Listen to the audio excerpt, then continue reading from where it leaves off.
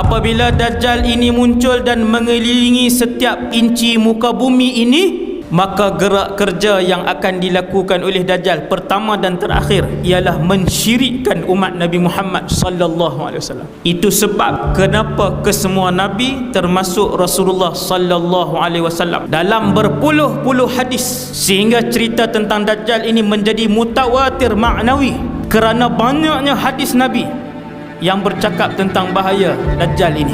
Maka Nabi pun bagi tahu beberapa senjata yang boleh diamalkan oleh umat akhir zaman, dan ia sangat berkesan kerana senjata ini diturunkan khas oleh Allah Subhanahu wa taala untuk membentengi umat akhir zaman daripada ribuan jenis fitnah dan juga bapa kepada segala fitnah, iaitu fitnah Ad-Dajjal, dan senjata itu ialah surah Al-Kahfi. Saya sebut siap 4 cara yang Nabi ajar. Tuan-tuan ingatlah elok-elok. Yang pertama, membaca surah Al-Kahfi ayat 1 hingga ayat 110.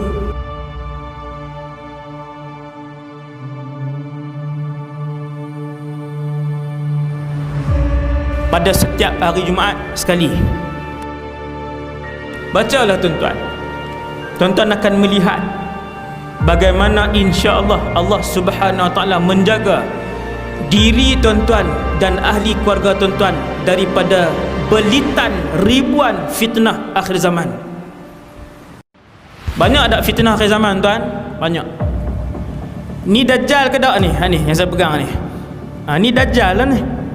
Kalau tak pandai guna, dia jadi Dajjal. Ni handphone ni. Berapa ratus pasangan suami isteri yang bercerai setiap bulan disebabkan telefon ni? Banyak tak? Banyak. Tuan-tuan nak rasa, siapa yang nak rasa bagaimana Allah melindungi dia dan keluarga dia daripada fitnah, tuan-tuan yang dirahmati Allah sekalian, amalkan Kahfi.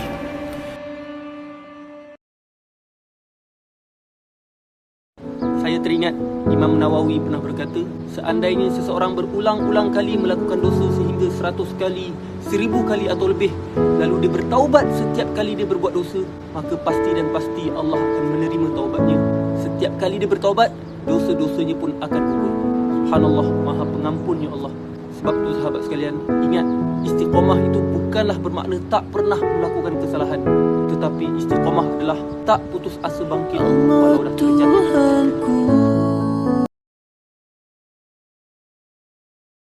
Saya Pak Ustaz dengan kawan saya itu memang sakit hati saya.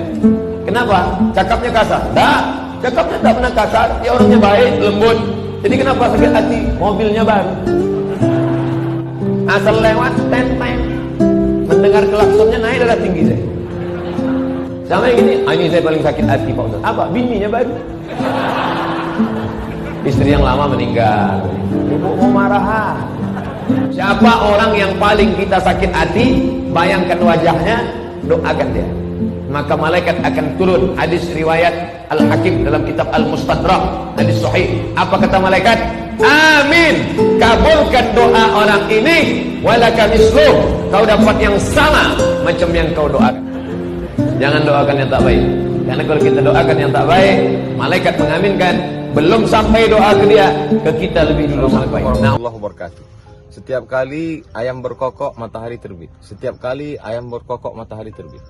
Ayam berkokok, matahari terbit. Akhirnya orang berkesimpulan matahari terbit karena ayam berkokok. Betapa kita sudah salah memahami kehidupan. Ayam berkokok atau tidak berkokok, dia akan tetap terbit. Begitu juga setelah matahari terbit, dia naik ke atas lalu tenggelam. Naik ke atas dia lalu tenggelam. Akhirnya orang lupa, menunggu sakit baru mati. Padahal sebenarnya sakit, mati tidak ada korelasi sama sekali. Betapa banyak orang yang sehat juga akan mati. Matahari akan tenggelam dan kita akan mati. Itu sudah sunnatullah, sudah hukum Allah. Yang menjadi penting bagi kita adalah apa pelajaran yang kita dapat ambil bahwa bekal setelah matahari tenggelam, setelah ruh hilang, setelah kita menghadap Allah. Mari belajar dari tenggelamnya matahari. Kemanapun kita pergi, Nuah sebagai tempat kembali. Ketika ujian ini datang, maka ada dua sikap manusia. Orang yang suudzon kepada Allah akan datang berbisik-bisik dalam hatinya, saya sudah salat, mengapa Allah masih uji? Saya sudah puasa, mengapa Allah datangkan musibah? Saya sudah berzikir, mengapa Allah datangkan ujian silih berganti? Akan tetapi orang yang husnuzan kepada Allah, tak pernah terlintas dalam hatinya yang tak baik.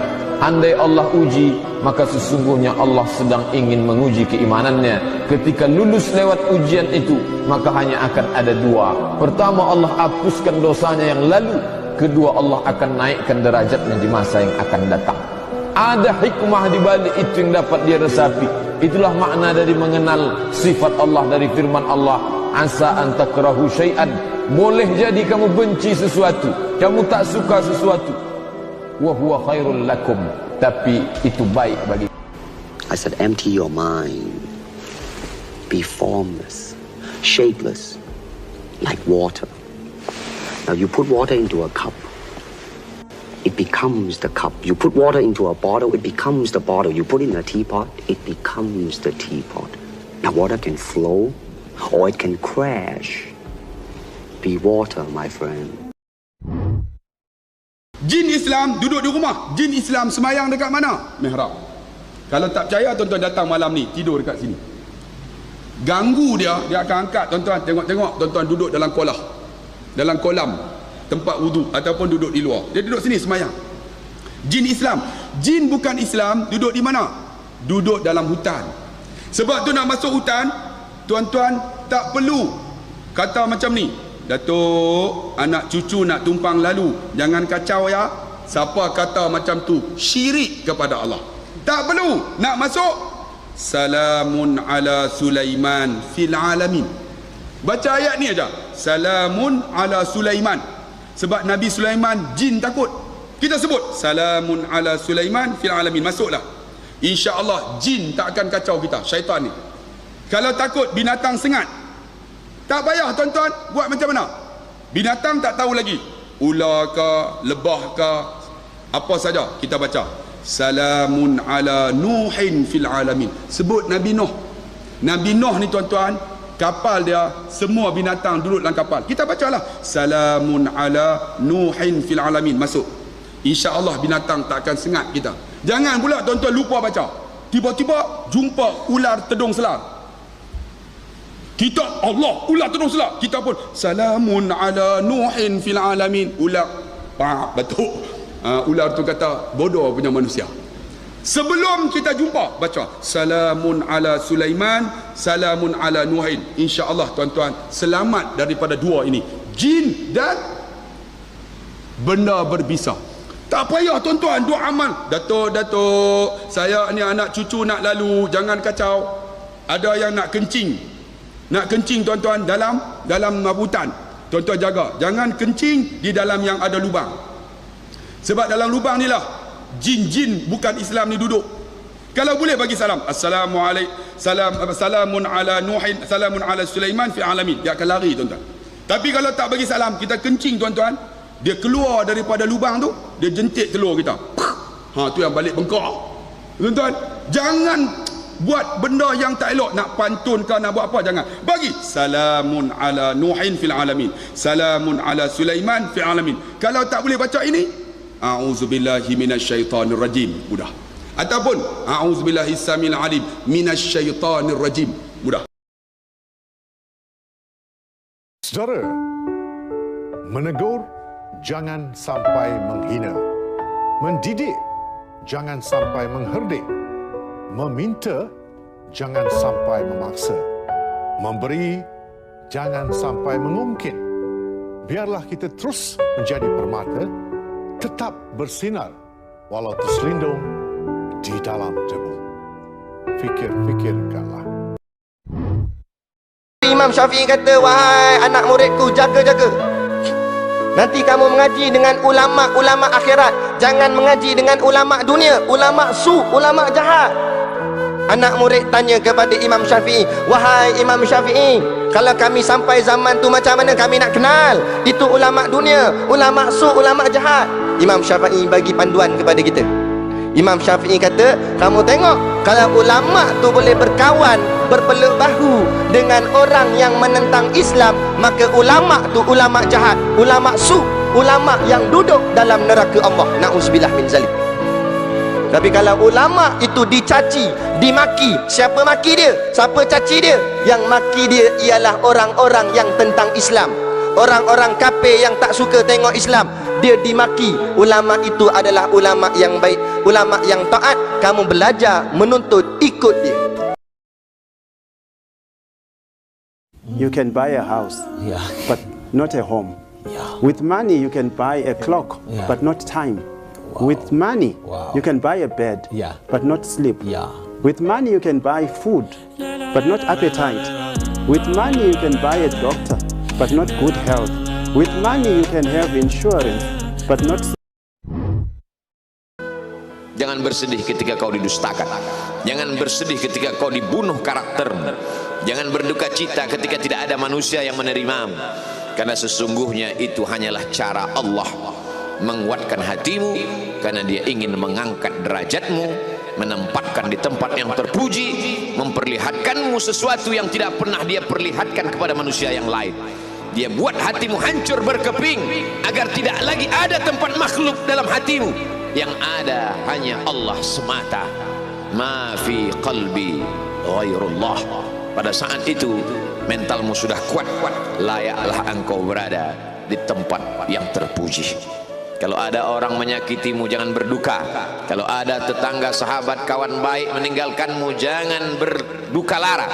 Karena sesungguhnya di balik itu semua, fa inna ma'al usri yusra, inna ma'al usri yusra, idza daqat 'alaika dunya. Jika ada seorang hamba berdiri untuk melaksanakan sholat, utiya bi dzunubihi kulliha, maka akan didatangkan dosa-dosanya yang pernah dia lakukan, semuanya didatangkan. Kata Nabi SAW, utiya bi dzunubihi kulliha, akan didatangkan semua dosa yang pernah dia lakukan. Dosa matanya, dosa tangannya, dosa kakinya, dosa mulutnya, menggibahi orang, memfitnah orang, membicarakan orang, membicarakan kejelekan orang, atau melihat yang tidak pantas, atau mendengarkan yang tidak pantas, melakukan yang tidak disukai oleh Allah Subhanahu wa taala. Kata Nabi SAW, dosa-dosa itu akan diletakkan di antara kedua pundaknya. Kemudian kata Nabi, fakullama raka'a aw sajada tatasaqatu minhu. Setiap kali hamba itu ruku dan sujud, maka dosa-dosa itu pun berguguran dan berjatuhan dari dirinya. Kerana dalam garang tu sains kata ada satu benda setan tak boleh nak rapat dengan garang. Dia ada satu benda di garang tu, kekuatan tu jadi setan tak boleh rapat. Antaranya hak ni mujarab ni. Kalau rumah siapa dia beratu, tempat dia, bilik dia ngusik ke apa dia, ambil gelas ni, bubuh air, bubuh garang. Letak bucu mana hak jenis ngusik, letak situ. Letak gitu, jangan tudung. Esok tengok dia akan jadi warna hitam. Buat sampai air tu jadi bersih, maka tak ada lah. Ya ke setan tak akan lakuh air garang. Buat tempat tu misalnya bucu tu ngusik, orang letak bucu tu air garang cuma ni. Mula-mula dia akan jadi warna biru hitam dulu. Lepas tu lama-lama dia akan jadi bersih. Buat sampai bersih, maka gangguan tak ada, jin tak akan lalu situ. Tu cara mudah, tak payah panggil tok bomo. Ni cara ringkas. Wallahu a'lam. Kita ni biar pandai, jangan memandai-mandai.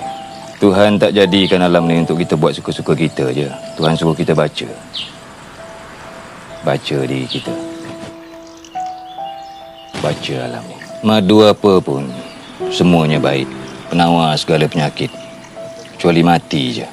Cumanya orang kita ni cari madu tualang tu sebab lebahnya kuat. Boleh terbang tinggi. Makin tinggi sarang lebah, makin tinggi khasiatnya. Kita pun kena jadi macam lebah. Ada sengatnya, tapi kerja buatnya hasilkan madu. Lebah ni, kalau dia nak hasilkan madu yang baik, dia kena cari bunga yang baik. Macam tu juga kita. Kalau nak jadi manusia manfaat, kena cari ilmu yang baik, ilmu yang berkat, ilmu yang berkat.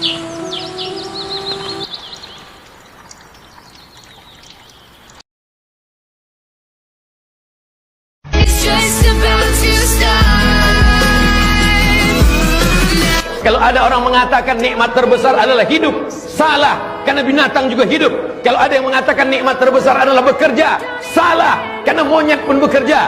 Kalau ada yang mengatakan nikmat terbesar adalah tenaga, salah, karena gajah lebih bertenaga, banteng lebih bertenaga.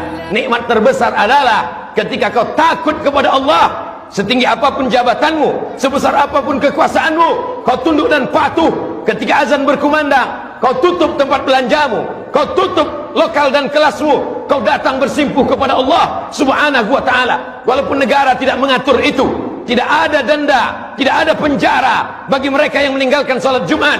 Tapi kau takut bukan karena kekuasaan, kau takut bukan karena rugi, kau takut karena Allah Subhanahu wa ta'ala. Kau besarkan Allah dalam hatimu, maka dunia kecil di pelupuk matamu. Kau besarkan Allah dalam jiwamu, maka dunia ini hampa, tak ada maknanya.